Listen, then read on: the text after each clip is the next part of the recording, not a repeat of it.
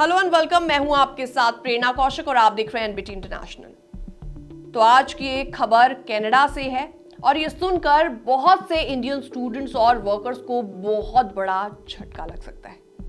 अब जरा सोच के देखिए, कनाडा जिसे इंडियंस ड्रीम डेस्टिनेशन मानते हैं पढ़ाई और काम के लिए, अब धीरे धीरे अपने दरवाजे बंद करता जा रहा है। फ्रेश डेटा बताता है कि साल 2025 के पहले 6 महीने यानी कि जनवरी से जून तक स्टडी परमिट में 66% की गिरावट दर्ज की गई है। मतलब जून 2025 में सिर्फ 4185 नए स्टडी परमिट्स इशू हुए हैं। तो इसी बीच कंपेयर कीजिए पिछले साल से 88,000 से भी ज्यादा स्टूडेंट्स कम हो गए, जो कि एक ह्यूज ड्रॉप में आता है। IRCC यानी कि immigration refugees and citizenship Canada ने साफ साफ शब्दों में कहा है कि साल 2025 से 27 इमिग्रेशन प्लान के तहत ये स्टेप्स लिए जा रहे हैं। तो इसके पीछे का रीजन क्या है? तो इसके रीजन है हाउसिंग की कमी, इंफ्रास्ट्रक्चर पर दबाव और पब्लिक सर्विस की ओवरलोडिंग। कनाडा का कहना है कि अब इमिग्रेशन को सस्टेनेबल बनाना होगा और टेम्पररी पॉपुलेशन को 5% से नीचे लाना होगा। अब जरा स्टूडेंट्स के लिए नए रूल्स पर नजर डालिए। स्टडी परमिट पर कैप लगाया गया है और साल 2025 यानी इसी साल में 10% और भी ज्यादा इस पर घटा दिया गया है।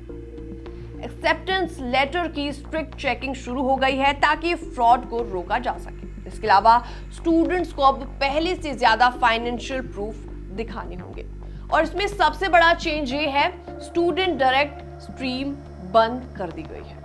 जून 2025 तक कनाडा में 5.46 लाख लोग सिर्फ स्टडी परमिट पर हैं और 3.12 लाख लोग स्टडी प्लस वर्क परमिट पर मौजूद हैं। लेकिन बात सिर्फ स्टूडेंट्स तक लिमिटेड नहीं है, टेम्पररी वर्कर्स के लिए भी टफ टाइम आ गया है।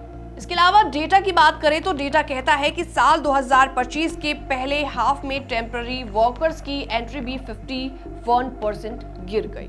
सिर्फ जून 2025 में 24,000 के आसपास ही नए वर्कर्स कनाडा पहुंचे। इसके अलावा वर्कर्स के लिए भी नए रूल्स काफी ज्यादा स्ट्रिक्ट हो गए हैं। किसी भी वर्क प्लेस पर लो वेज हायर सिर्फ 10% तक अलाउड होंगे। बस कुछ डिमांड वाले सेक्टर्स में लिमिटेड होगा, जो कि है 20%। इसके अलावा जिन अर्बन एरियाज में अनएम्प्लॉयमेंट 6% या उससे ज्यादा है, वहां एप्लीकेशन प्रोसेस ही नहीं की जाएगी। Post graduation work permit programme की एलिजिबल रूल्स और भी ज्यादा टफ कर दिए गए हैं। टेम्पररी रेजिडेंट के स्पाउस के वर्क परमिट पर भी रिस्ट्रिक्शंस इसी बीच लगा दिए गए। जून 2025 तक करीबन 15 लाख लोग कनाडा में सिर्फ वर्क परमिट पर रह रहे थे, लेकिन पिक्चर पूरी तरीके से अब नेगेटिव है। गुड न्यूज इस बीच ये है कि कनाडा PR यानी कि परमानेंट रेजिडेंसी के रास्ते थोड़े ज्यादा खुल रहा है। जनवरी से जून 2025 के बीच 1 लाख से ज्यादा टेम्पररी रेजिडेंट्स को PR मिला और नए PR एडमिशंस का आधा हिस्सा है। ज्यादातर लकी एप्लीकेंट्स वही हैं जिनके पास कैनेडियन डिग्री थी या फिर लोकल वर्क एक्सपीरियंस उनके पास था। इन्हें PR एक्सप्रेस एंट्री और प्रोविंशियल नॉमिनी प्रोग्राम जैसे इकोनॉमिक कैटेगरीज से मिला।